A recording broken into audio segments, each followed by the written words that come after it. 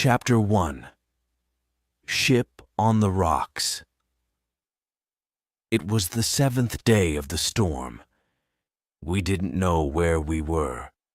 Everyone on the ship believed that death was very near. My wife and my 4 young sons moved close to me. "My dear children," I said, "I don't think we're going to die." Then, above the noise of the storm, I heard a cry, "Land! Land!" The ship hit the rocks. We heard someone shout, "There's no hope now! Let down the boats!" "No hope," cried the children. "Be brave, my boys," I said. "The land isn't far away. We'll save ourselves. We'll find a way. I'll see what we can do."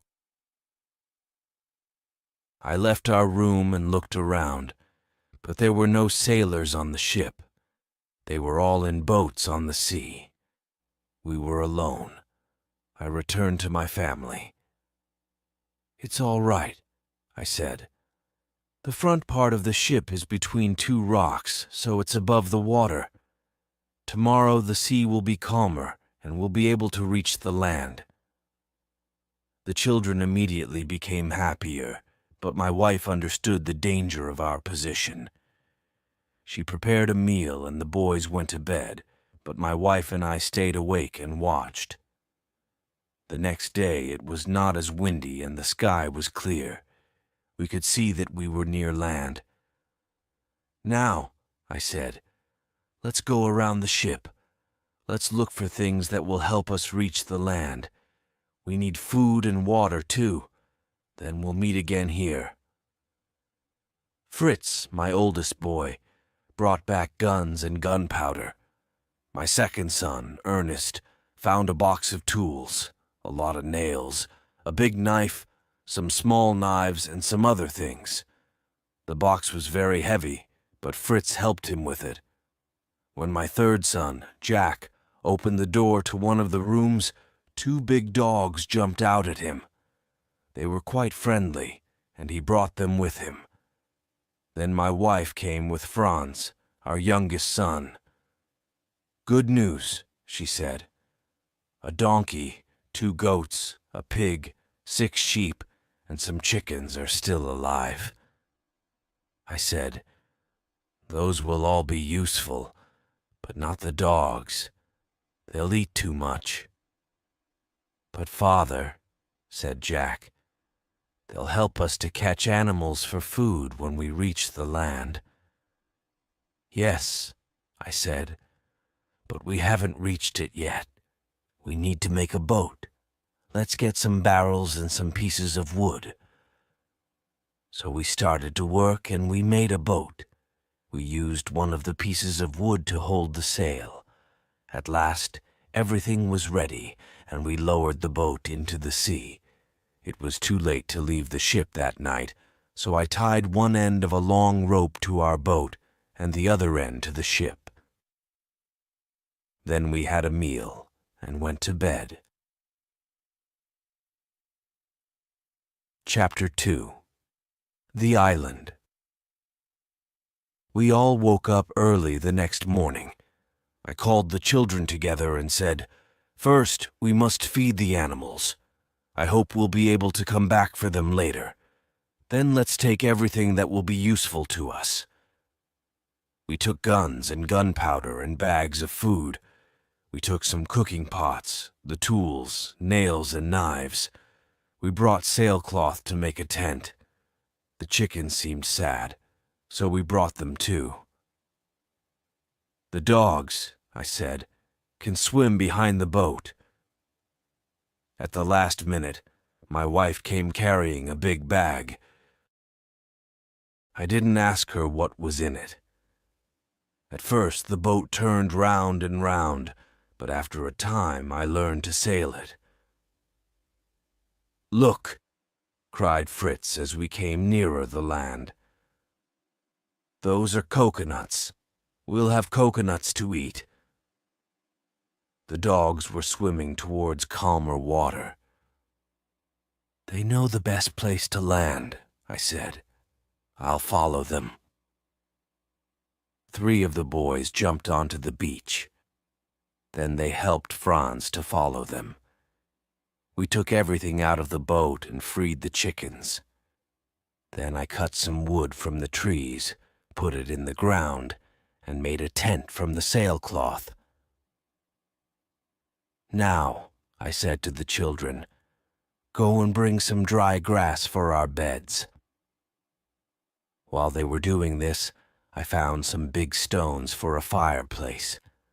I soon made a good fire using dry wood from the beach.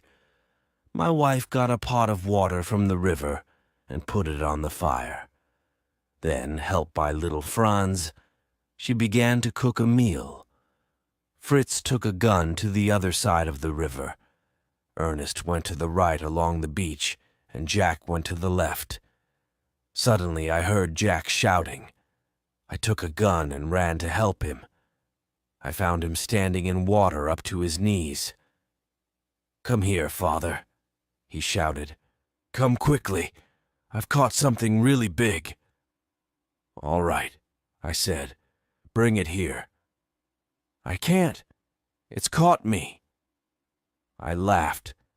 Then I hit the large shellfish with my gun and freed Jack. It was only holding on to his clothing, so he wasn't hurt. "Well, Jack," I said, "you've caught our first fresh food." Just then, Ernest came. "I found some things that are good to eat too, but I need help to get them."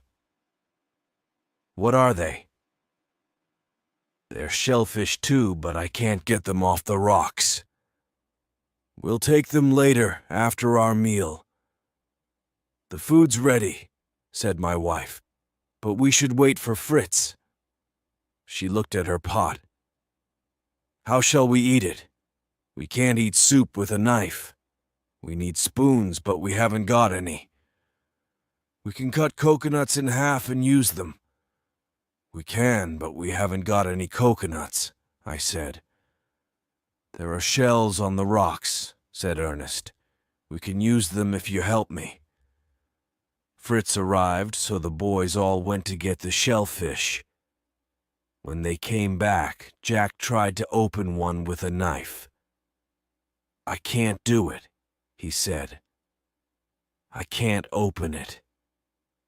"Put them near the hot fire," I said, "and they'll open without your help." So we sat down to our meal.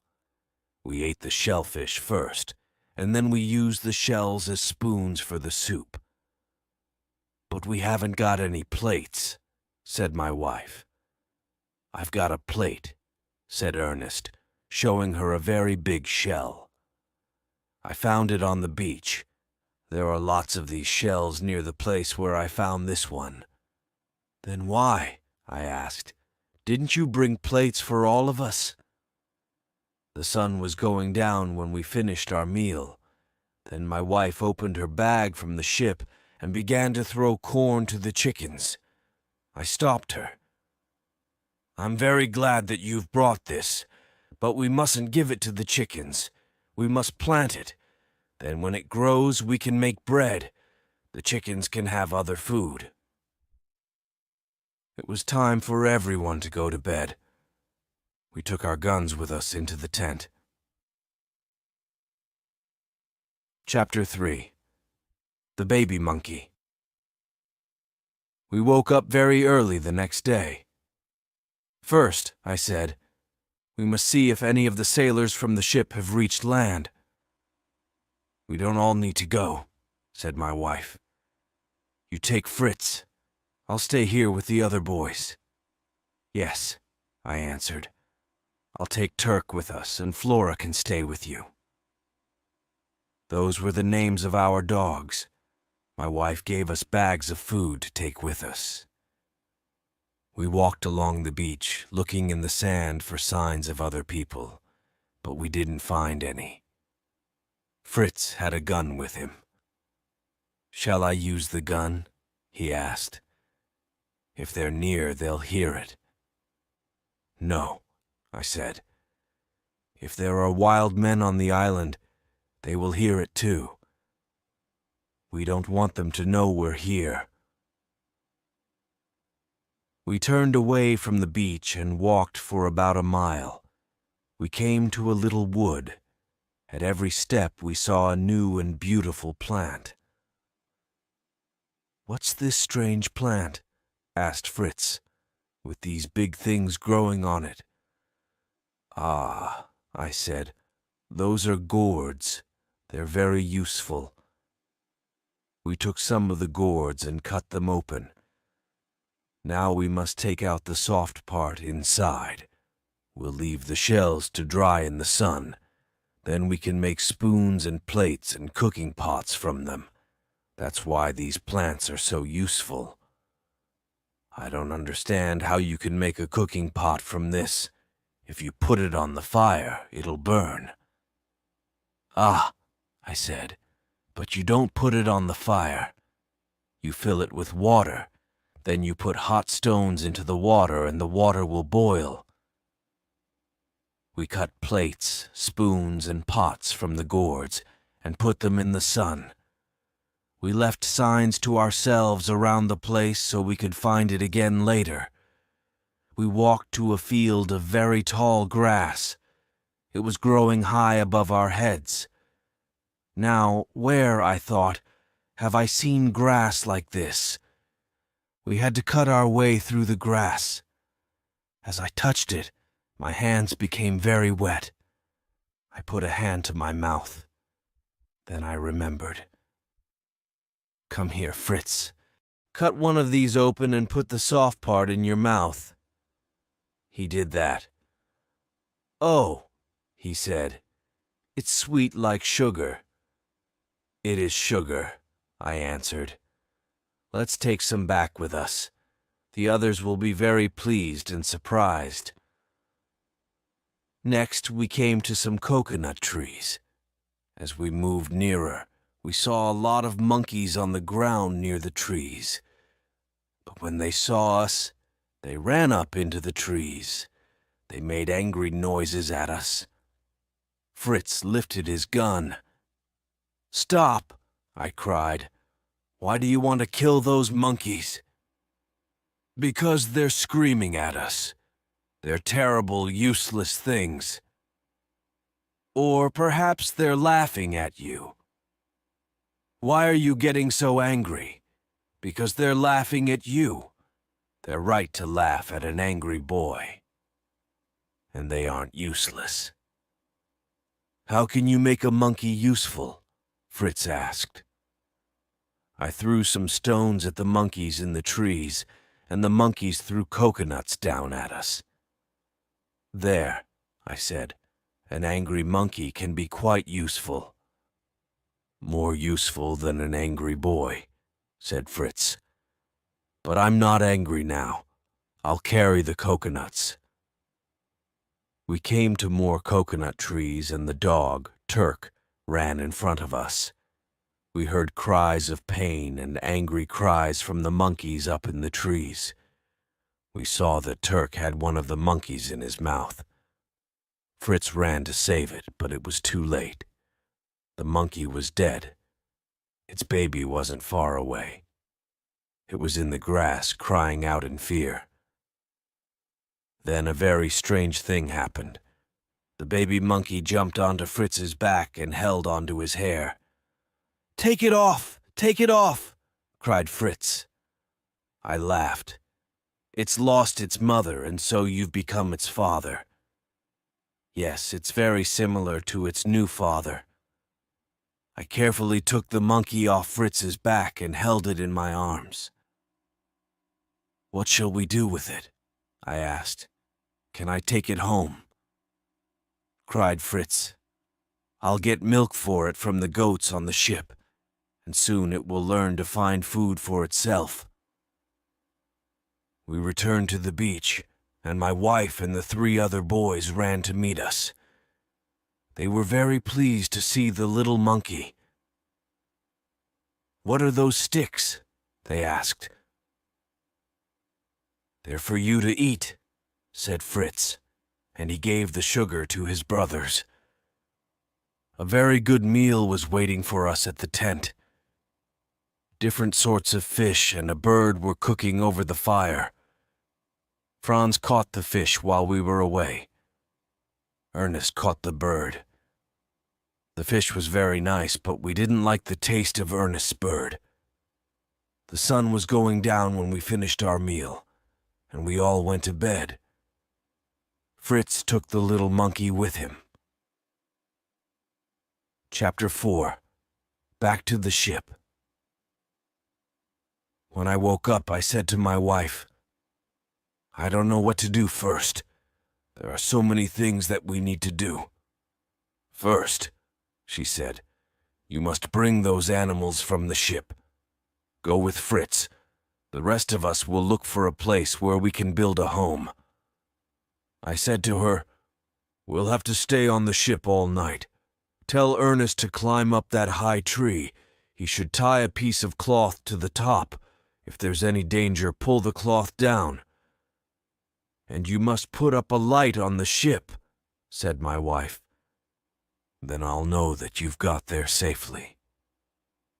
We reached the ship quite easily. The animals were in good health and had enough food. I remembered my wife's words and put up a light.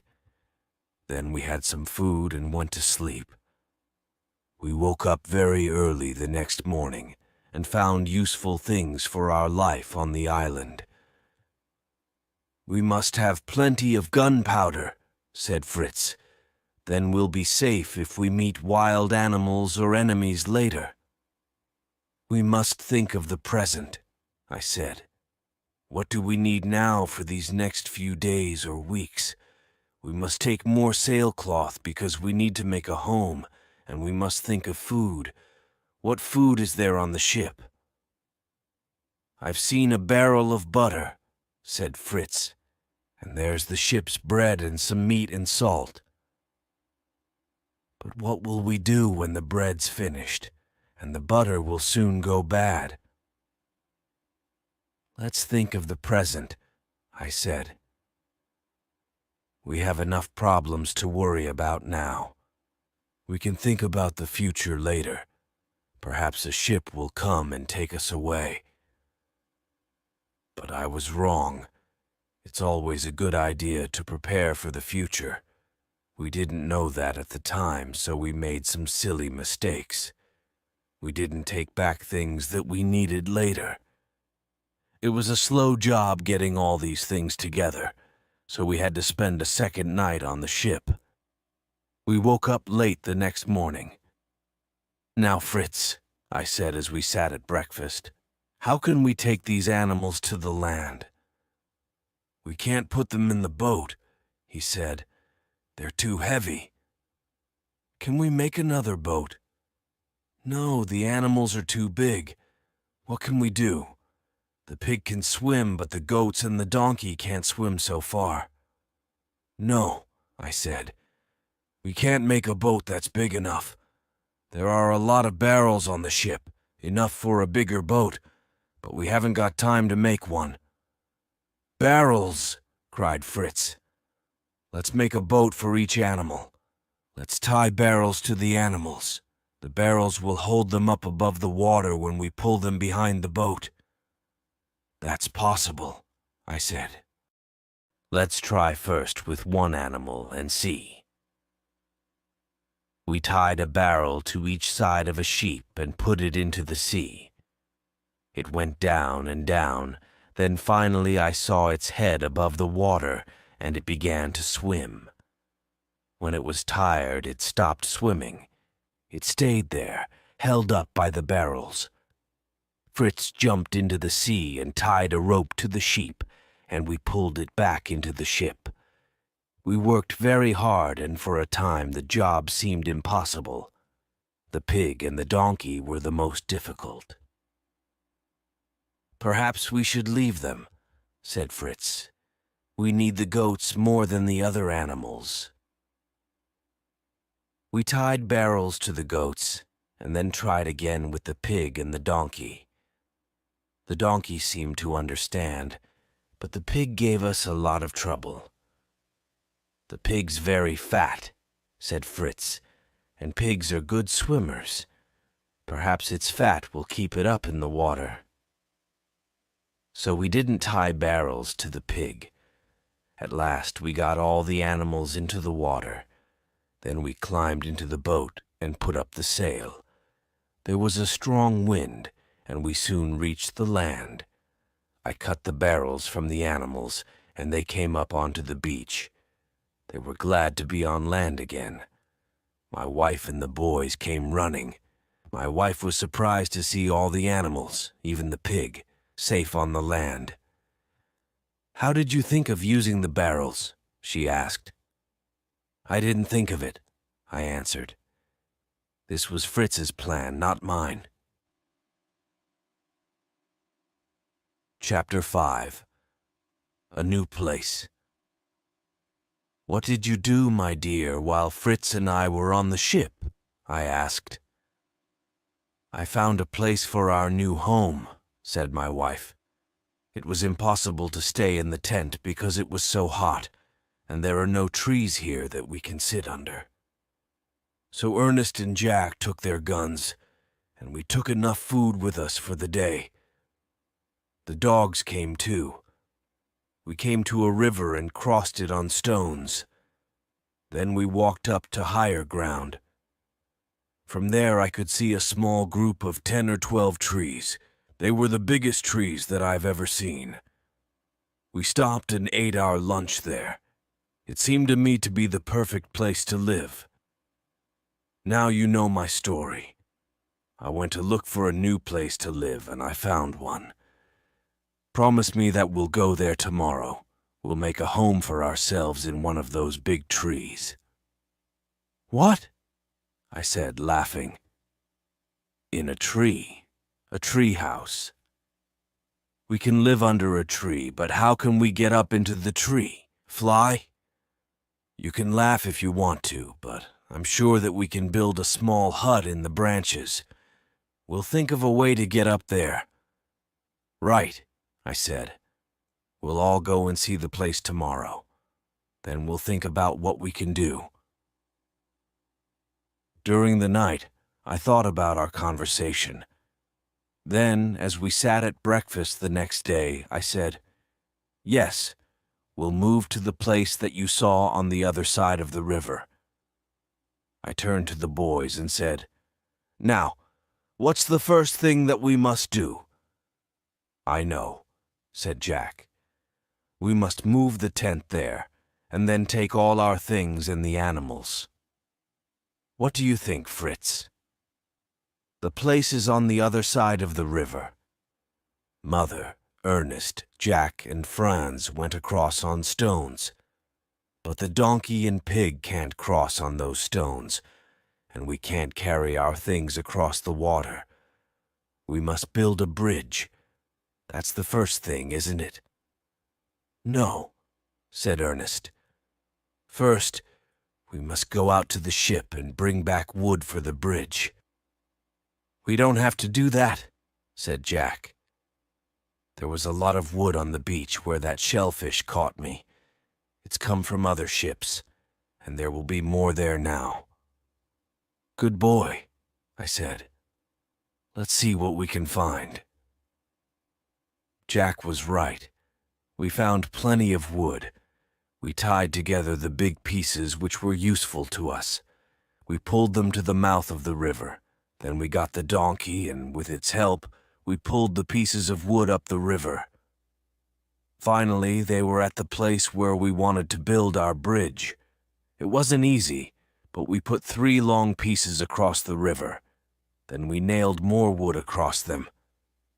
It was very hard work, and we all slept well that night.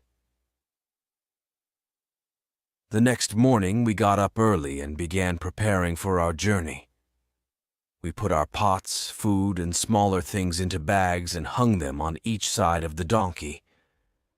We put little bags on the goats, but the pig refused to carry anything.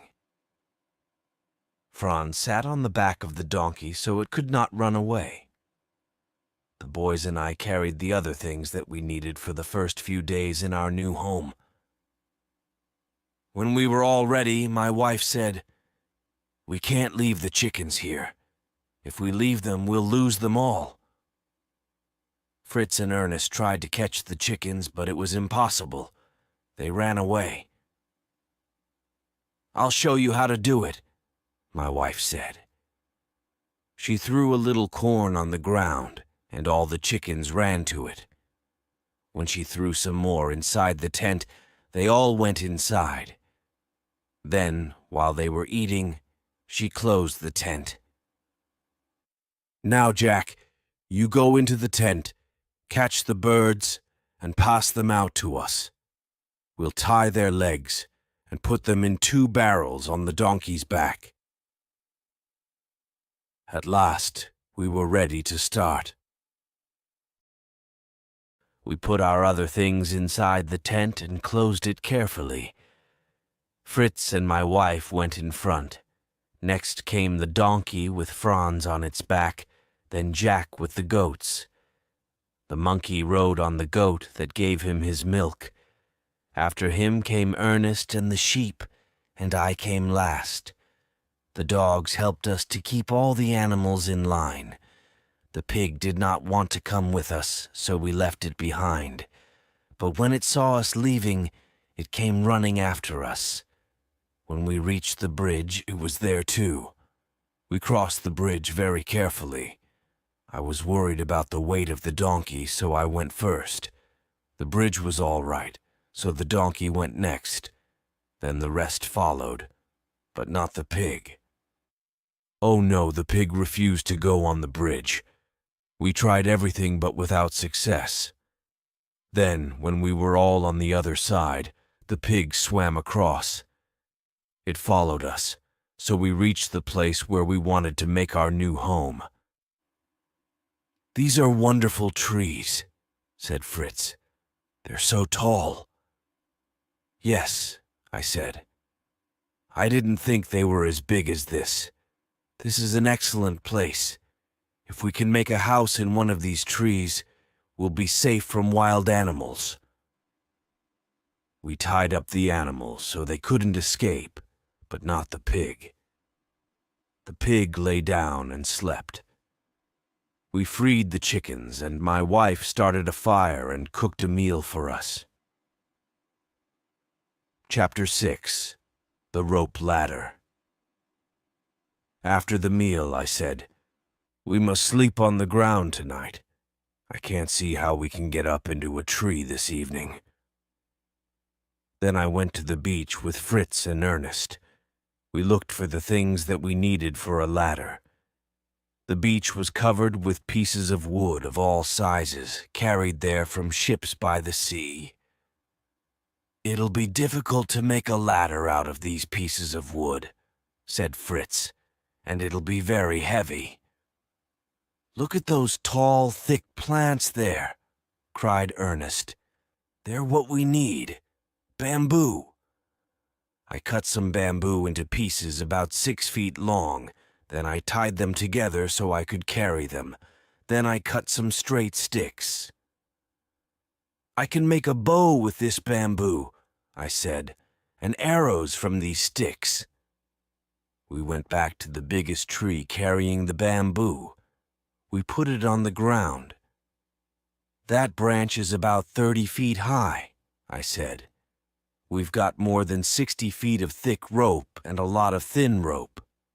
Now we'll put 2 long pieces of rope on the ground, and we'll cut pieces of bamboo 1.5 feet long.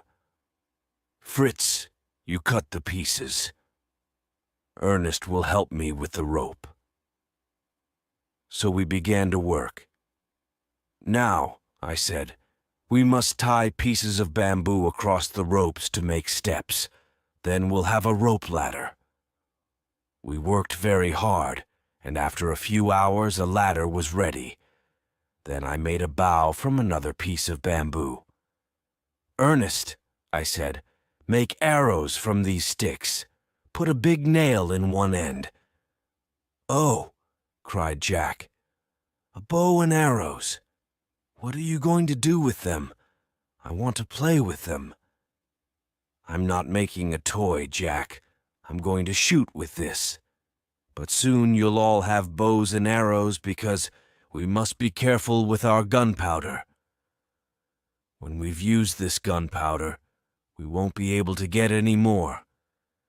And if there are dangerous men on the island, we'll need our gunpowder. When the bow and arrows were ready, I tied a long piece of thin rope to an arrow and shot the arrow up over the branch. It came down on the other side, carrying the thin rope with it. "Ah," said Ernest. He always understood things quickly. "You'll tie the rope ladder to this thin rope and pull it up onto the branch. Then you'll hold it there while someone ties it to the branch." "Yes," I said.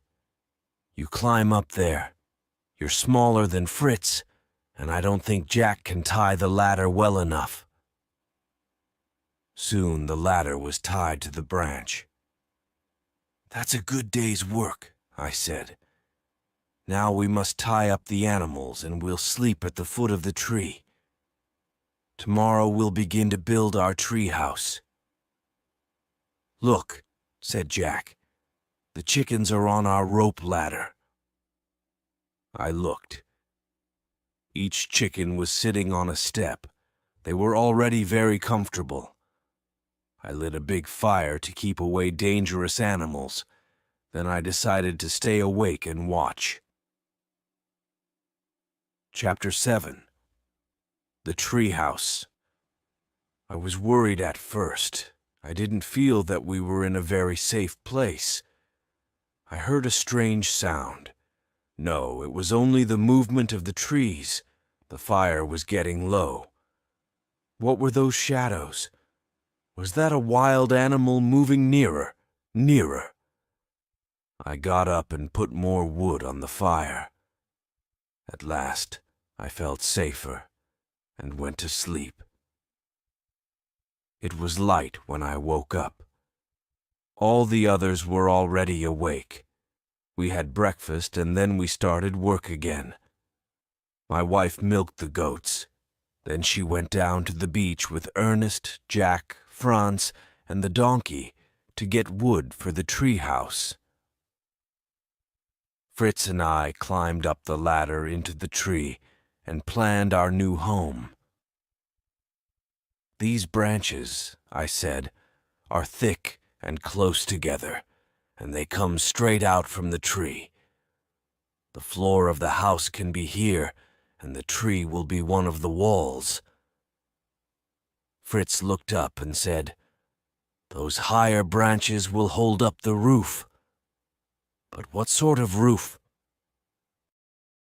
"We'll put a sail over the branches and bring it down to the floor on two sides." That, as you will hear later, was a great mistake.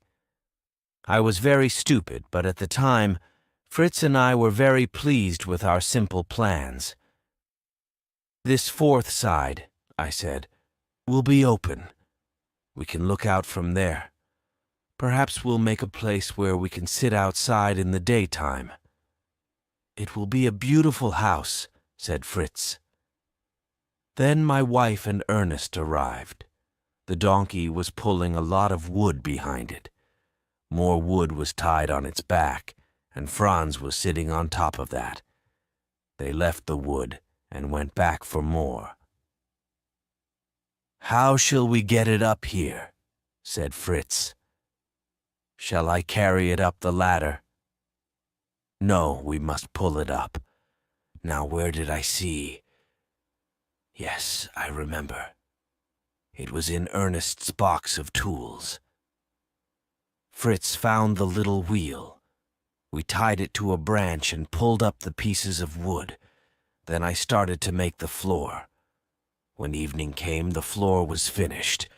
We hung our sailcloth over the higher branches and nailed it down to the floor on two sides. On the fourth side, we could see across the country around us, and plenty of air could come into the house. "There," I said. "Our house is finished." Then I saw that there were more pieces of wood. "We'll make a table and some chairs from these tomorrow. Tonight we'll sleep in our new house." The 3 older boys quickly went up the ladder, carrying everything for their beds. My wife was afraid of the ladder, but she reached the top safely. Then I took Franz on my back. I untied the ladder from the posts in the ground, climbed up, and pulled the ladder up after me. "Now we're safe in our treehouse," said Jack. "Nothing can climb up here." "Oh," cried Fritz. "Where's the monkey?" "There," said Ernest, pointing to Fritz's bed. "A monkey can climb up anywhere." I kept my gun by my side. I was still not sure that the animals below were safe, but the night passed quietly. Chapter 8. Back to the tent. After breakfast, Fritz and I started to make a table. Suddenly we heard a loud bang, and a small bird fell almost at our feet. "That was a good shot," said Ernest, picking it up. He was very proud. "It wasn't good," I said. "We can't use our gunpowder like that. We can use the guns to shoot large animals for food, but for birds and small animals, we must use bows and arrows. Look at the bow and arrow that I've made, Ernest. Try to make better ones and learn to use them." When midday came, we put some barrels around the new table. We were ready to eat our first meal at it. "Where are Ernest and Jack?" asked my wife. "Let's start. If they come late, they won't have any lunch." "Maybe something has happened to them," said my wife. "I can't eat if they're not here." We waited. "I'm sure nothing has happened to them," I said at last. "They're young and silly and don't notice the time. Put the food on the table." Then Ernest and Jack arrived carrying bows and arrows. "Look," said Jack. Before I could speak, he held out 2 very small birds. We shot them with our bows and arrows. "I'm very pleased about that, but I'm angry because you're late. Your mother's been worried about you.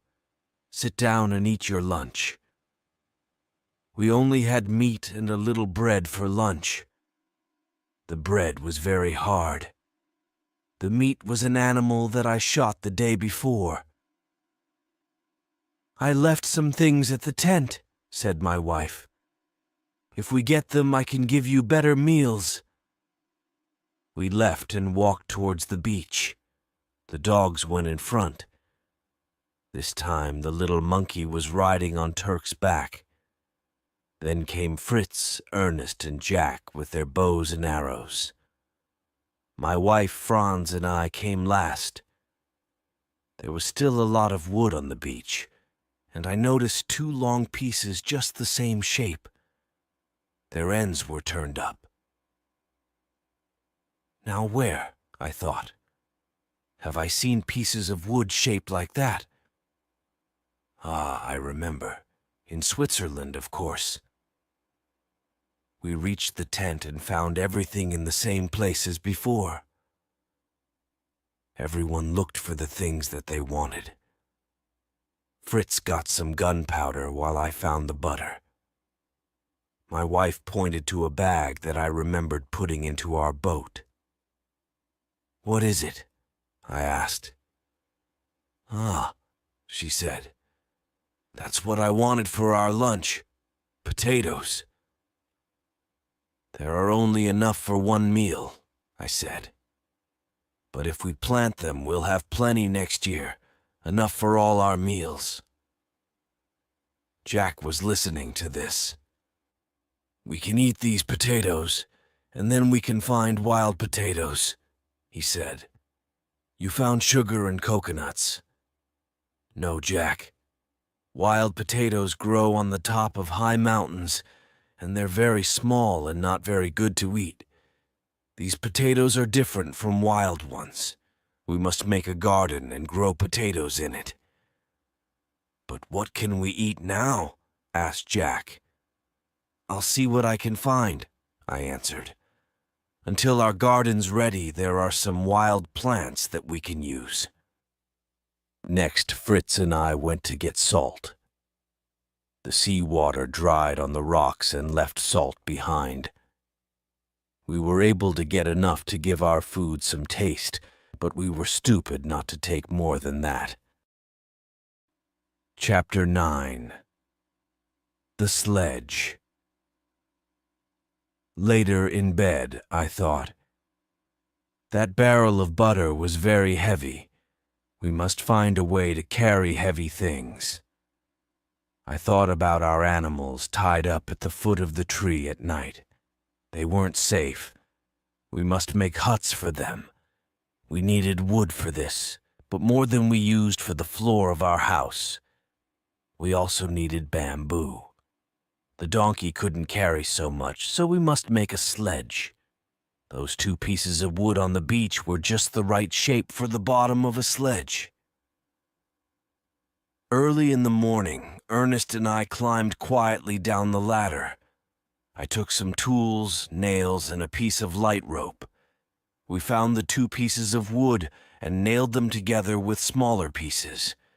Then we put a lot of bamboo and wood across the top. I tied a rope on the front, and we pulled the sledge back along the beach. It moved very easily across the sand.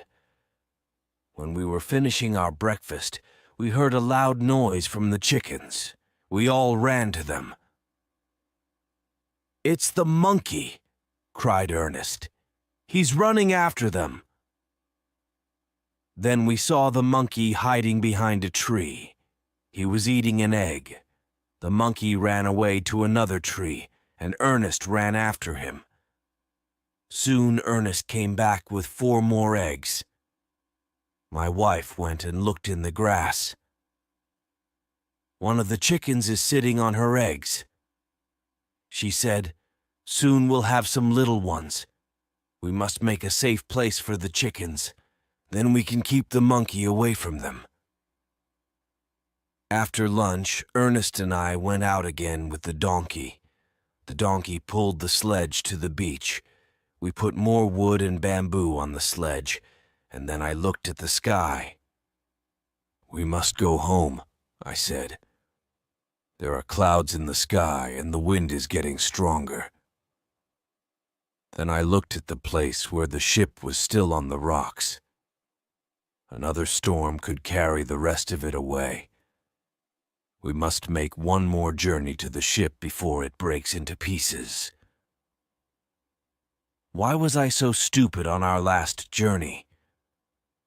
We brought back the animals, butter, salt, meat, bedclothes, gunpowder, and some books, but we knew then that we were on the island for a long time, a year, 2 years, perhaps for the rest of our lives. Why didn't I think of other more important things? Chapter 10. A Second Journey to the Ship. The next morning, Fritz and I got up very early. We went to look at our boat. It was in good condition, but it didn't have a sail. That was now the treehouse roof. "I think," said Fritz, "that we can use long, flat pieces of wood as paddles." "Yes," I said, "but we must get another sail from the ship. The boat will be very heavy with everything in it. There's still a strong wind. We'll run back home and tell the others we'll go now and then spend the night on the ship." We went quickly and told them our plans. My wife said, "We'll meet you with the sledge when you come back. Be careful." We reached the ship without great problems. "Now, Fritz, what do we really need?" "I can only think of one very small thing," he answered. "What's that?" I want something to catch big fish. Yes, I said, but we can't eat fish and meat every day. No, he answered, we must have bread and fruit and green vegetables. Do you remember Mr. Wilkins on the ship? He was moving to a new home. I'll see if I can find his tools. You find a fishing line. Yes, said Fritz. I remember watching one of the officers when he was fishing over the side of the boat. I know which room was his. I'll look there. I went below and found some gardening tools. I also found some seeds. That's lucky, I thought. Now we'll have lots of different vegetables to eat. Fritz came back with his arms full. I remember, I said to Fritz, that Mr. Wilkins was bringing a light plow with him. Shall I take the plow to the island? What will pull it? Asked Fritz. I don't think the donkey can pull a plow. No, I answered. No, you're right, but it isn't very big. We'll take it. Perhaps we can use it. We slept on the ship that night. The next day was windier and the sky looked stormy. We put a good sail on our boat and started back towards the land. Perhaps, said Fritz, we can catch a fish on the way back to the land. He put a fishing line over the side and pulled it through the water. Suddenly we felt something on the line. It was very strong and pulled the boat back towards the open sea. The fish will carry us away, cried Fritz. We must cut the line. No, no, cried Fritz. Let's wait. Just then, the wind began, and it pushed the boat towards the land. It became stronger and stronger, and we moved faster and faster through the water. The boat was thrown up onto the beach and broke into pieces. My wife and the boys were waiting for us. We quickly took our things off the boat and put them on the sledge. There, that's all, I said. No, answered Fritz. Let's see if the fish is still with us. He went into the water. Yes, it's still here. It's dead. So we carried the big fish onto the beach and put it on the sledge. This will give us food for days, I said. If it doesn't go bad, we must put it in salt. But now, said Ernest, we haven't got a boat. What should we do? We'll take the barrels that we used for the boat, I said. They'll be very useful for food and other things. Ernest, you walk along the beach. I think the sea threw one of the ship's boats out of the water. There I was right. There was a boat. It was badly broken, but we were able to mend it. We had some of the fish for supper, and it tasted very nice. Then my wife kept some for our meals the next day and put the rest into a barrel with salt. After our meal, we sat around the fire. We talked about the things that we had to do in the next few days. You must make a hut for the tools and other large things, said my wife. You can't carry those tools up and down into our house. Yes, I said. And we must also make some huts for the animals. We won't need many huts, said Ernest. Oh, I said, let's see. I think we'll have more animals soon. And I was right. We must make a garden too, I said. A big garden, said Fritz. What have we got? Plants and seeds from the ship and potatoes, and perhaps we can find other plants on the island that we can grow in our garden. Yes, I said, but we must build a wall around the garden. We don't want the animals to eat the plants. We'll use bamboo." "Oh, that's a lot of work," said Ernest. Ernest was lazy and didn't like work. "There's one thing that you haven't told me," said my wife. "You've told me what we'll be able to eat next year, but what are we going to eat now?" "Ah," I said, "we haven't got any potatoes, but there are wild plants.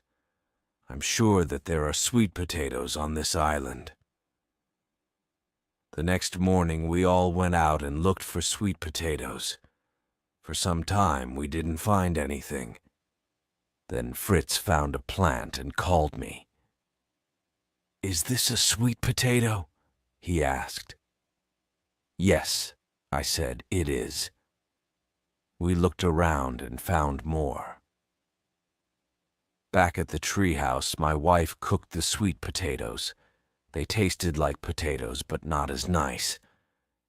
Then she made some of the potatoes into a sort of bread. It was quite hard, but good. Chapter 11. The Garden. We got up very early in the morning. We wanted to start work on our garden before the weather got hot. Fritz, Ernest, and I took our tools. Jack had a fork, but he wasn't really old enough. We all started to work. After a time, when we were quite tired, I said, "Let's see what the animals left on the ground last night. That'll be very good for the earth in the garden." We went to look. "The pig! The pig's gone!" Jack cried. It was true. The pig was nowhere near the treehouse. "We can't do anything about that," I said. "Perhaps she'll come back again." "You said she," said Jack. "Yes, of course. I think she's going to be a mother. Perhaps she's gone away to the forest to have her babies there. Then she'll come back, I hope." We went back and worked again in the garden. We were all very tired when it was time for the evening meal. We had fish and sweet potatoes. "Now," I said, "we must work in the garden again tomorrow and plant all the seeds from the ship. Then we'll put bamboo around our garden and make huts for the animals." "We must make a big hut for the pig," said Jack, "if she has a lot of little pigs." "Now go to bed," I said to the boys. "Be ready to work hard tomorrow. First, we'll get the bamboo." "How will we carry a lot of bamboo across the ground?" asked Jack. "We can't use the sledge. Can the donkey pull it?" "No," I said. "We won't go to the place where we found bamboo before. We'll go to a different place. Then we'll be able to bring it here more easily." "Oh," said Jack. "Is there an easier way?" "Yes," I said. "We'll go up the river. We'll cut the pieces of bamboo and pull them to the river. Then the river can carry them down to our treehouse." "Ah," said Jack. "Yes, that'll be the best way." Chapter 12. Buffaloes and Other Animals. We left the next morning to get bamboo for our garden and for animal huts. My wife and the 4 boys came with me and the 2 dogs, Turk and Flora. We also took the donkey. We needed it to pull the bamboo to the side of the river. It was our first visit to this part of the island, so we took our guns with us. The dogs were a mistake, but the guns weren't. We went up the river and found a lot of bamboo. We cut it and tied it together, and the donkey pulled it to the river. Then we had a meal and rested. Jack went for a walk. After a time, he came back and said, "Father, there's a big field over there, and there are 10 or 15 large horses in it." I said, "Jack, there aren't any horses in this place." "There are," he said. "Come and see." When we came out of the trees, we saw a lot of buffaloes. We went nearer and nearer until we were about 130 feet away. The buffaloes stood and looked at us with their big round eyes. They didn't seem to be angry or afraid. I could see 2 young buffaloes. Then Turk and Flora began to jump up and down, making a lot of noise. The buffaloes became angry and they came towards us. We were in great danger, but Fritz and I both used our guns. One of the buffaloes fell dead and the others turned and ran away. We were lucky to escape so easily. I said to Fritz and Ernest, "Come and catch those 2 young buffaloes. The dogs have pushed them into the trees. We must take them with us." We put ropes around their necks, and they came with us without any trouble. We hurried away as fast as we could. "Now," I said, "we'll leave the bamboo until tomorrow, but the young buffaloes will be very useful. We'll give them milk from the goat." The goat gave the young buffaloes her milk. "But," said Jack, "there won't be much milk for us." "No," I said, "but soon we'll have as much milk as we need." "You seem very pleased about the young buffaloes," said Ernest. "Yes, I am," I answered, "because now I can see an answer to 2 big problems." "Oh," said Ernest, "what problems?" "These," I answered. "When the goat doesn't give us any more milk, we won't have any. But these 2 young buffaloes will grow up, and they'll have babies, so we'll have more and more buffaloes and plenty of milk. Buffalo milk is very good. We can make butter from it, and perhaps cheese too." "And what was the other problem?" asked Fritz. "The other problem," I answered. "You remember the plow that we brought from the ship? I didn't know how we could pull it. A buffalo is very strong, and the buffaloes can pull the plow for us. So now we have a plow and we have milk." "Not yet," said Ernest. "No, not yet," I answered, "but next year. We mustn't think only of today. We must think of future years." The next day we went back and cut up the dead buffalo. We brought a lot of the meat back and put it into barrels with salt. Now, I thought, we'll have food in the winter. We also put the bamboo in the river, and the river carried it down to a place near the treehouse. We pulled it to the treehouse and started to put it around our garden. Some days later, when the garden was finished, I said, "Now we must begin to make huts for the animals." "We'll only need 3 huts," said Ernest. "Why only 3 huts?" I asked. "We need one for the buffaloes, one for the goats, and another for the sheep," said Ernest. "And perhaps we should make a house for the chickens." "But," I said, "the donkey and the pig need huts too." "Oh," said Ernest, "the pig's gone, and today the donkey's gone too." "Gone?" I said. "Yes, I can't see it anywhere, and the pig went days ago." "Yes," I said, "but I hope they'll come back. We'll make huts for all of them, and hope." We were sitting at breakfast a few days later when Fritz said, "Something's moving in those tall grasses. I'll get my gun." He ran and got his gun. "Wait," I said. "Don't shoot. Let's see what it is." Jack said, "I'll go round behind it and look. If it's dangerous, I'll run away." So Jack moved very quietly. He was very good at that because he often followed birds with his bow and arrow. The thing came nearer, and then out came our pig with 6 little ones. "At last," I said. "We're all very glad to see you, Mrs. Pig, and your house is ready for you." So we pushed the pig and her 6 babies into their hut. Then Franz called to me. "Look," he cried, "Flora's had 6 babies too."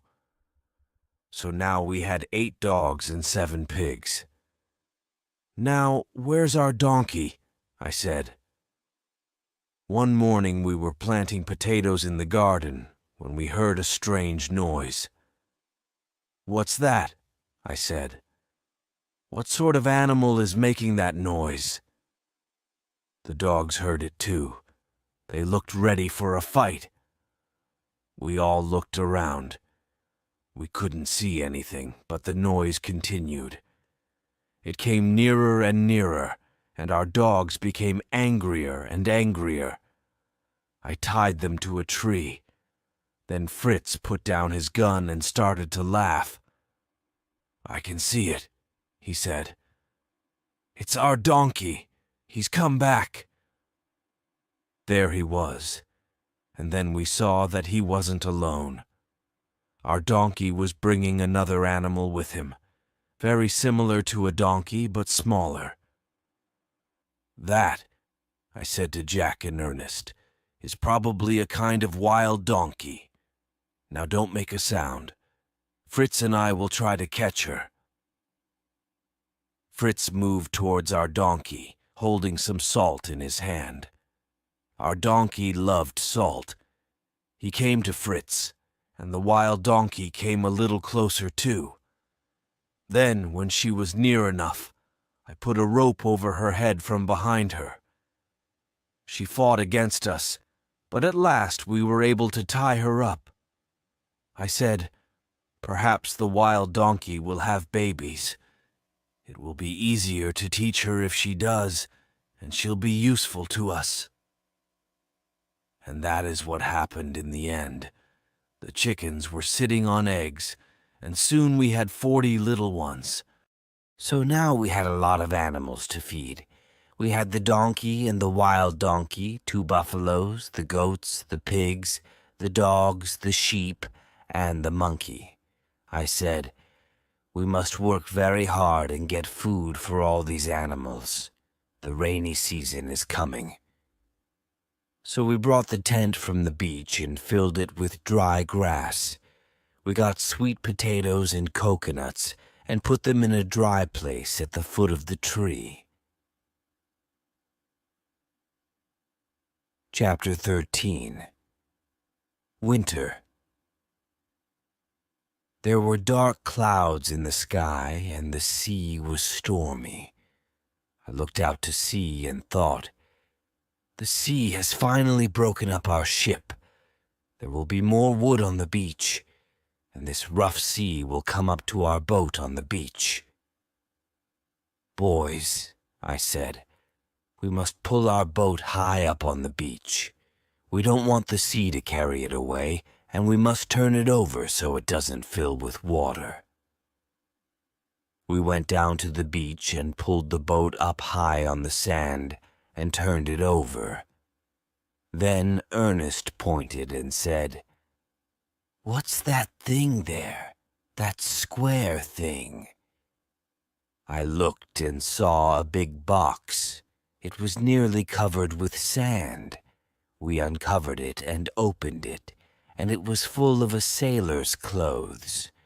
The clothes were very wet and salty from the seawater. "We can wash them in the river and dry them," I said. "They'll be too big for us," said Jack. "They're too big for Fritz or Ernest." "Yes," I said, "they'll be too big for you, but you'll be glad when your other clothes have got wet in the rain."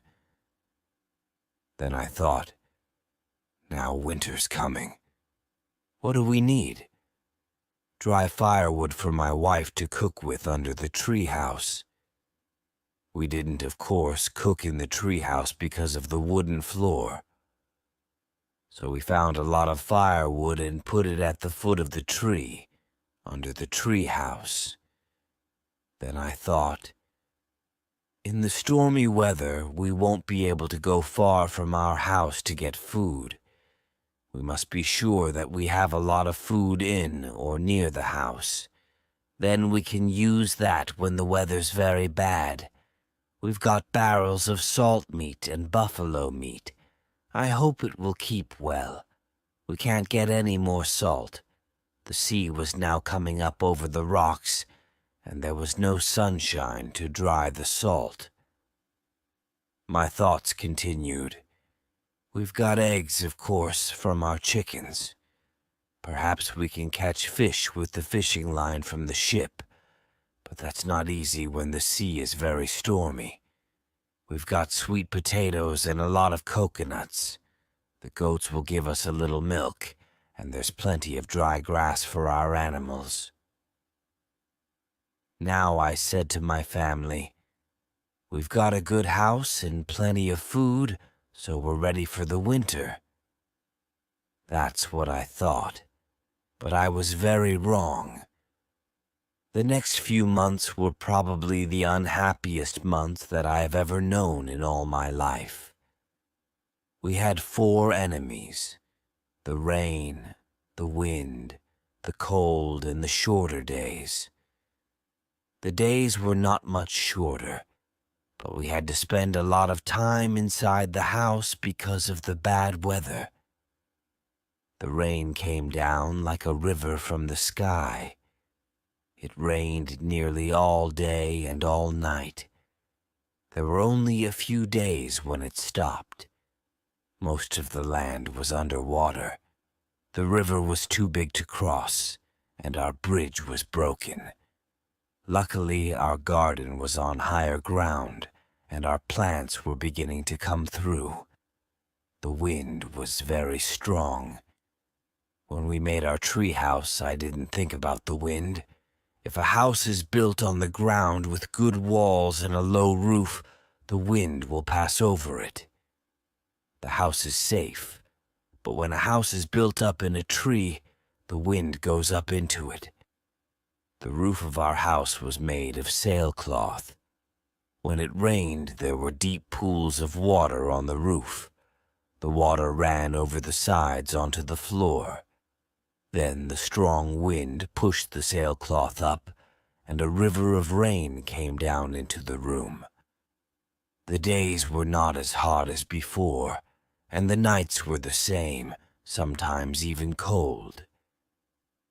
We sat all day in wet clothes, and we couldn't dry them. In the evenings, we didn't know how to keep warm. We put stones on the floor of our tree room and lit a fire on them, but soon the room was full of smoke, and we were afraid of a fire. We couldn't get the smoke out of the room. We couldn't make a hole in the roof because of the rain. When the sun went down, darkness came suddenly, but even in the daytime, the room was quite dark. We had no light. We burned small pieces of wood, giving a little light, but that wasn't enough. So at night, we sat around in our wet clothes, very cold in the darkness. There was nothing to do except sleep. We can't continue like this, I said. We must go down and live at the foot of the tree. We'll put a sailcloth over this floor. Then there will be 2 roofs, the roof in the tree and the roof on this floor. Then we'll be dry down there. We built 2 walls at the foot of the tree. The animals' huts made the 3rd wall, and the tree was the 4th wall. We made a hole in the floor of the upstairs room for the smoke from our fire. Now the rain couldn't come straight down onto the fire. We were more comfortable in this lower room, but the smell of the animals came in from the huts, and that was terrible. After a time, we began to have problems with our food. The buffalo meat went bad, because there wasn't enough salt in the barrels. Oh, why didn't I think about that before? We needed a lot of salt to keep our food fresh through the bad months of the year. We killed some of the older chickens and ate them. Then, when the weather was better, the boys were able to go out fishing or shooting with their bows and arrows. They brought in a little fish and meat. We had sweet potatoes, but cooking was very difficult. When the weather was good, my wife made enough sweet potato bread for a few days, but it wasn't very good. We didn't have enough food for the animals. We killed 4 of the young dogs, leaving only Turk and Flora and 2 of their babies. We had to find food for the goats, the sheep, and the buffaloes. We couldn't give them enough food in their huts, so we moved them out into the forest. We put coconut shells around their necks so we could hear them. Then we put a little food in their huts each night, so they wanted to come back home. Chapter 14. The Cave House. We were very pleased when the storms ended. After those long weeks of rain, the sun shone again. We came out from our dark, smelly room and looked up at the bright sun. Around us, the grass was green, and flowers were coming through. In our garden, the plants were coming up very well, but the birds saw them too. So Jack guarded them with Flora's help and kept the birds away. We also put fishing lines across the plants to protect them from those little thieves. We hung up our clothes in the sunlight to dry them. Then we started work on the treehouse. In a few days, we were able to leave our room at the foot of the tree and go back to our bright and happy home. "I can't live through another winter like that," said my wife. "It will kill me. I'm sure that the first men, thousands of years ago, didn't live in trees like monkeys. They lived in caves, and we must find one too." I knew that she was right. I went out and walked along the coast and looked at the hills near the sea. Some came straight down to the beach. Those were possible places for caves. I walked a long way, but I couldn't see any big ones. I needed a large cave for my family.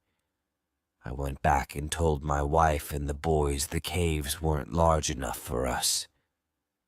"So," said Fritz, "if the caves aren't big enough, we must make one bigger."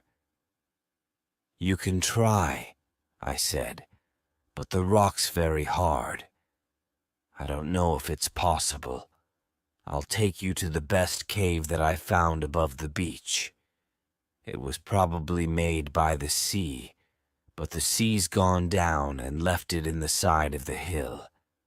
Bring the tools and we'll try." So we went to the cave. We worked for a week, but we only made the cave 6 feet deeper. The rock was very hard. I thought about using gunpowder, but gunpowder was too important for us. I didn't know what to do. "Shall we stop?" I asked Fritz. "Shall we think of another idea?" "I think," said Fritz, "that the rock is getting softer. This piece here seems softer." Jack was the smallest, so he was working at the lowest part of the rock. One morning he cried out, "I've done it! I've done it! I've made a hole right through the rock!" "Don't be so silly," said Fritz. "I don't believe you." "But I have," said Jack. "I have." Fritz went to look. He soon came back saying, "It's true, Father. Jack's right. I can't understand it. Jack has made a hole in the rock, and there's nothing behind it."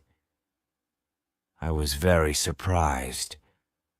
I took a long piece of bamboo and put it through the hole.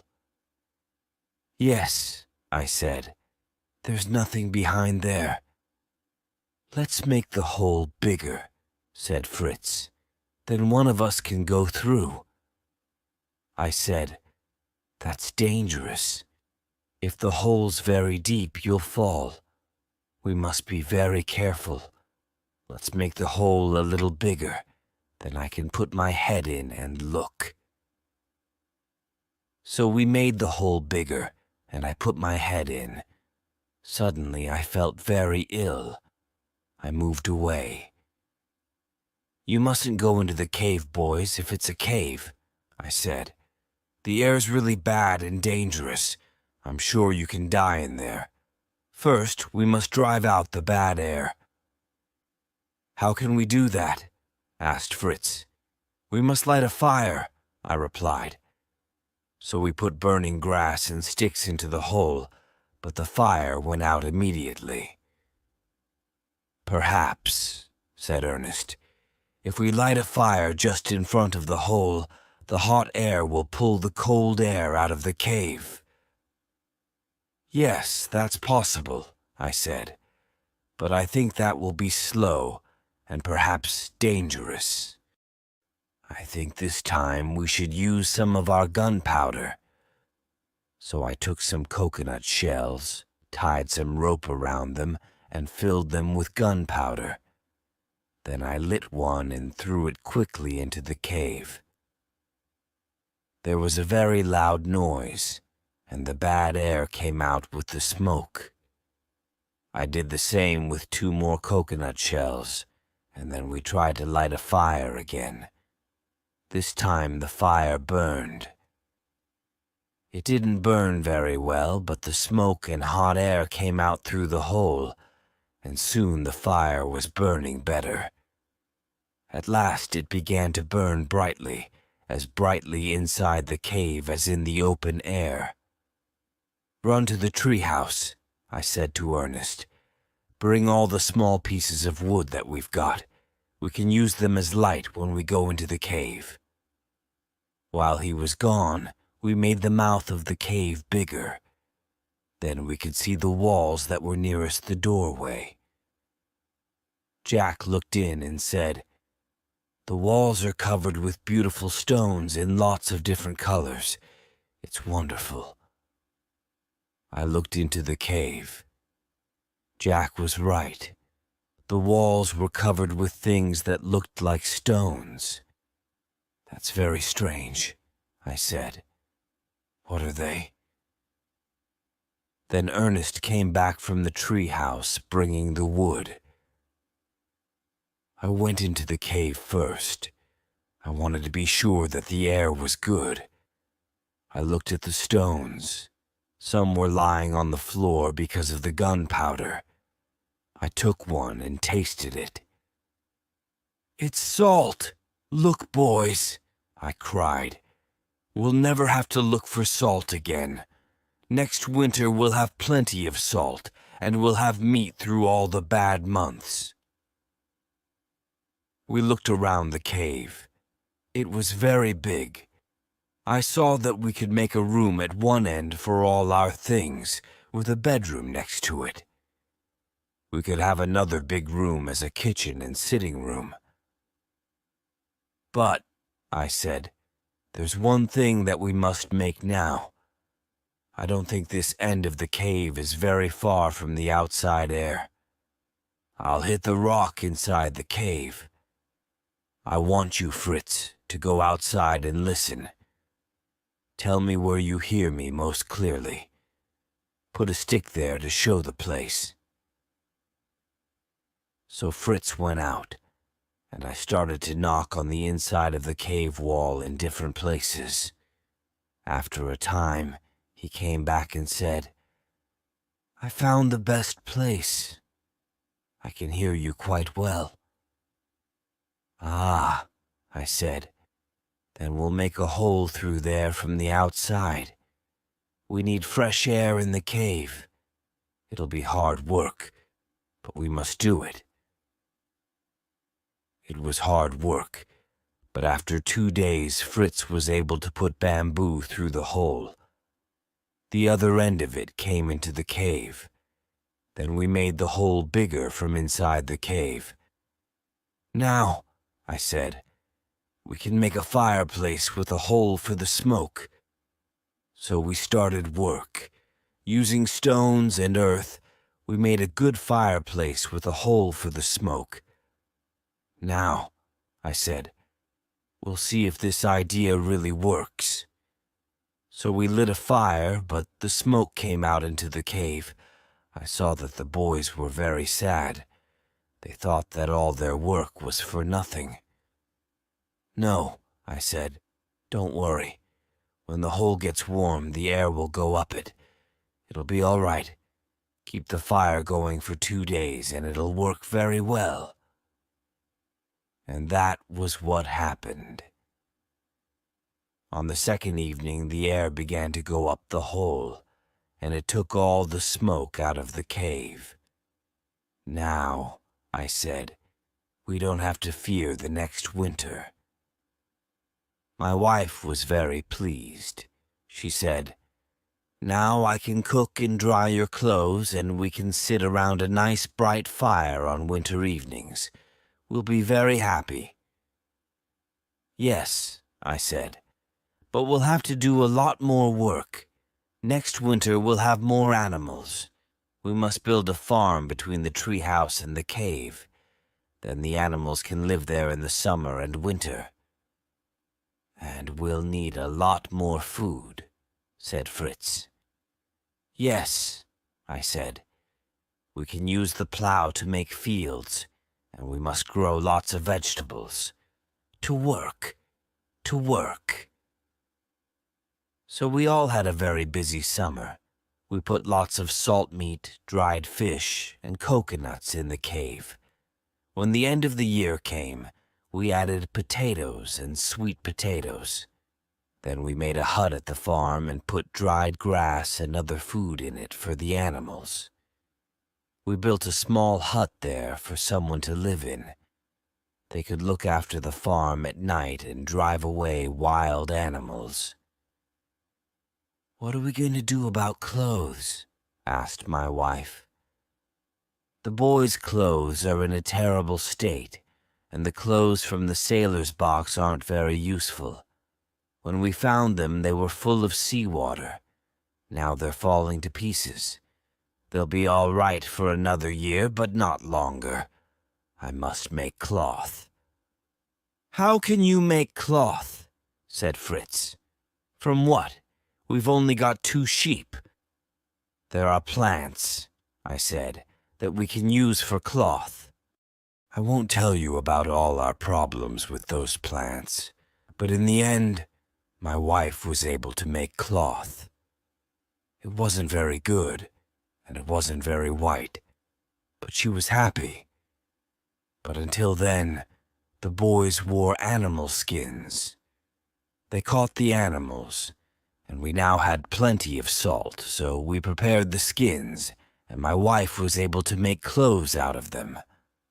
So the year passed, our second year on the island. The boys were getting big and strong. Fritz was now nearly 16, and Ernest was 14. I thought about the future. One evening I said to them, "You 2 are the oldest. Soon I'll have 2 fine, strong men to help me in our work on the island. As I become older, you'll be able to do the harder work. Jack is a quick learner, and he can help your mother. Little Franz isn't very helpful yet, but he's a good little boy and doesn't give us much trouble. Yes, we are very lucky." Chapter 15. The Canoe. As the years passed, we made our houses better. We put a wooden roof on the treehouse. The rain didn't come through in winter after that, but it still wasn't a good home for the rainy season. We also built a place in front of the cave. We could sit out there and enjoy the sea air and the sunlight. The farm became bigger and bigger. The buffaloes pulled the plow and they gave us all our milk. We were able to make butter from it too. We got more eggs from our chickens than we could eat in the spring and the summer. In the winter, we had just enough eggs for our needs. The wild donkey had a baby. It was very pretty, and it was easier to teach than its mother. Of course, we had problems. One morning, Jack came running back from the farm. "Oh, Father, Father, come and see," he cried. I went down there. Everything in the farm buildings was broken, and the plants from the fields were everywhere. Monkeys laughed at us from the trees. "Oh no," I said. "They've destroyed everything. We must be sure that this never happens again." Turk and Flora's babies were now old enough for us to teach them. We made a rule that one of us, Fritz, Ernest, or I, always slept down at the farm with the dogs. They were quick to learn about the monkeys. We showed them that they must always run after a monkey. When they did, the monkeys ran away. Soon, the monkeys stopped coming to the farm. As I watched my boys grow up, I was very pleased with them. Fritz was very strong and tall. Ernest wasn't as big, and he was quieter, but he wasn't as lazy as before. He wrote down the names of all the plants on the island and drew pictures of them. He made some paper out of plants like the Egyptians many thousands of years ago. Franz was more sensible than Jack. He always did what he promised to do, but Jack was a good son too, and he did a lot of work on the farm. Franz liked helping his mother, while Jack spent more time with me. One day, Fritz said to me, "I'd like to go away alone. I want to visit the parts of the island that we haven't seen. The ship's boat is too heavy for one person. I want to make a canoe." "I think we can make a canoe," I said. "I've seen canoes made from the bark of tall trees. I'll try to help you." We found a big tree, and I cut a ring round the bark at the bottom. Then I tied a rope ladder to one of the branches. I told Fritz to cut round the tree about 20 feet up from the ring. Then I made a cut from top to bottom between the two circles. We took the bark off very carefully, and it fell away in one piece. We tied pieces of bamboo to our canoe to hold it in the right shape. Then we nailed together the sides at each end of the boat. A sweet juice from one of the trees dried quickly and went hard. We used this to fill the holes. "I think," said Fritz, "that the water will come in over the front of the canoe and perhaps over the back. Perhaps we should cover those places. We can leave a place in the middle where I can sit." "Yes," I said, "you're right. We must put a light cover over it." We also found a long, flat piece of wood. Fritz could use that as a paddle to move the boat along. When the canoe was ready, we waited for a few days. Then it was dry, and we tried it in the water. At first, Fritz had problems in the canoe. It turned over, and he often fell out, but he practiced, and after a few days, he was able to travel safely even in rough sea. Chapter 16. Jenny one day, Fritz went away in his little canoe. He stayed away all day. In the evening, my wife became very worried.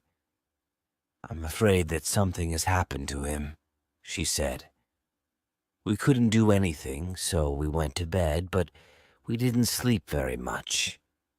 The next day, we went up to the top of a hill, but we couldn't see him. Then Ernest pointed. "Look," he said, "is that him?" We looked. It was Fritz in his canoe. We all ran down to the water to meet him. "Oh, Fritz," cried his mother, "I thought you were dead." While he was having breakfast, Fritz told us his story. I've always wanted to know more about the west of the island, so I decided to look there. I took my gun and some gunpowder, a fishing line, and my knife. I came to the place where we found shellfish for the first time. I went for a swim there, and I found a lot more. I brought some up onto the beach and opened them. Inside one of them, I found this. He held out his hand. In it, there was a large pearl. I opened some more, and I found a lot of pearls. "Look, if you make holes through them, Mother can wear them around her neck," said Jack. "No, no," said my wife. "I don't want them. Who wants to wear pearls on this island?" "Perhaps one day," I said, "a ship will come and take you home. You can sell these for a lot of money. We'll put them in a safe place." "I haven't told you the most important thing," said Fritz. "I went on farther to the west. In the evening I sat on the beach and had a meal. As I was sitting there, a big bird flew over me. It was flying very slowly, so I shot it. Then I saw why it was flying so slowly. It was hurt, and this was tied around its leg." He showed us a little piece of cloth with writing on it. I looked at the writing. "Help, sailor on Smoking Island." "The person wrote the message in blood," I said. "Yes," said Fritz, "but where is the Smoking Island? I went up the hill behind me and I looked out to sea. There, far out at sea, there was a little smoke going into the sky. It came from a small island. I went out to the island and climbed up to the top. In a little wood I saw a small hut made of branches. In front of the hut there was a fire and fish was cooking in a big shell. I hid behind a tree and waited. Then someone came out of the hut. She was wearing the coat of a ship's officer. She went to the fire. I came out of the trees and she turned around. "She," I said. "Did you say she?" "Yes, it was a young woman. I told her not to be afraid. I told her about us.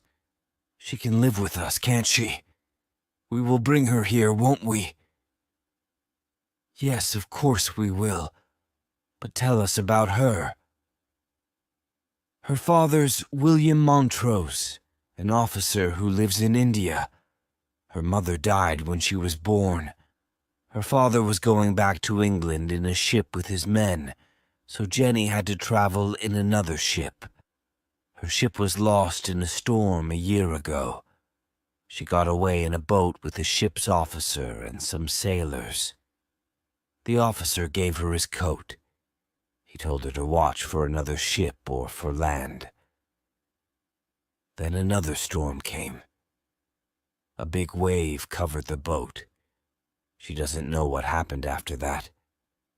When she opened her eyes, she was on that little island." "How has she lived there for more than a year?" I asked. "I asked her that. She's got shellfish and there are coconuts on the trees. She made a fishing line from her hair and she catches small fish. She uses stones to make a fire. She's made a little hut for birds from bamboo, but she can only catch small ones. When the big bird came down on the island, it hurt its leg, so she was able to tie that piece of cloth around it with her call for help."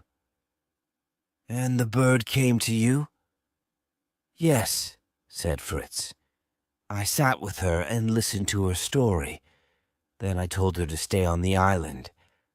I promised to return as quickly as possible. I couldn't come all the way home that day. I I slept on the beach and started again this morning.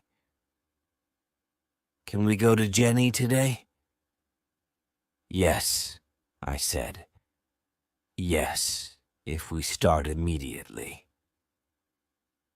I asked my wife to make preparations for Jenny. Then, taking a day's food with us, Fritz and I left in the ship's boat. Jenny was waving from the beach as we came near. We stepped out of the boat onto the beach, and she threw her arms around my neck and cried.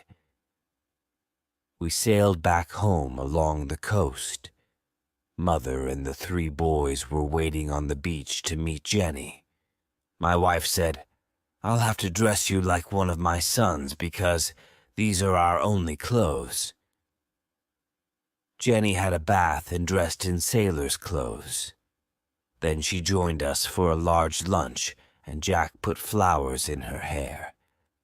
Perhaps my boys thought that they could teach Jenny a lot of things, but she could shoot better than they could. "My father taught me in India," she said. She was very good at catching fish. She was able to tell Ernest the real names of many of his plants. "I learned all that at school," she told him. Very soon, she and the boys were close friends. Jenny thought about her father all the time. "I'm sure that ships are looking for me," she said. Fritz said, "If a ship comes, we'll hear a gun. We'll answer with our guns, then they'll know that we're here." "A ship will come one day and take me back to Father," Jenny said. "I'm very happy with you, but he's probably very sad. He doesn't know if I am alive or dead." The summer ended, and the winter passed. Early one morning, Fritz went out in his canoe. He was looking for a nice big fish for our lunch. Then suddenly, we saw him turn around and come back. "Quick, quick!" he cried. "There's a ship!" We ran up to the top of a hill with our guns. Bang! There was an answering shot from far away. We waited, then used the gun again, and the answer came louder and nearer. Then we saw a boat coming towards the beach. We ran down to meet it. An officer stepped out. "I am Officer Littleton," he said, "of the Unicorn. Is Miss Jenny Montrose here? Some of the sailors from her ship, the Dorcas, told me to try these islands because the ship was lost near here." "Yes," I said.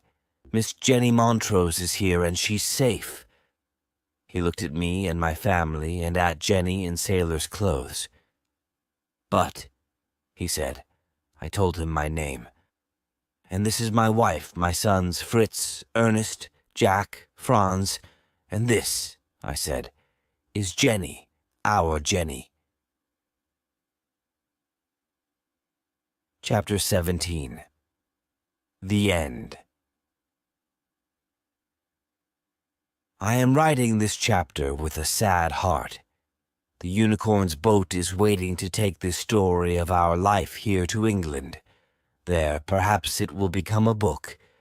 Other people will learn about our beautiful island, and perhaps some will want to join us in this quiet, simple, happy life. I asked my children, "Do you want to go back to Europe, boys, or to stay here?" Ernest said, "I want to stay and learn more about the plants, but the officer must send me books." Jack and Franz were too small to go. I turned to Fritz. "And you, Fritz, do you want to go back to Europe?" He took Jenny's hand in his. "Yes," he said. "We want to go now, but we'll come back." Officer Littleton left us some things, and we gave him our pearls. "I'll send you more from Europe," he promised. I'll sell the pearls for you to pay for them and for Fritz's school. I must stop. The boat is waiting. Goodbye, my boy. Goodbye, Jenny. Until we meet again.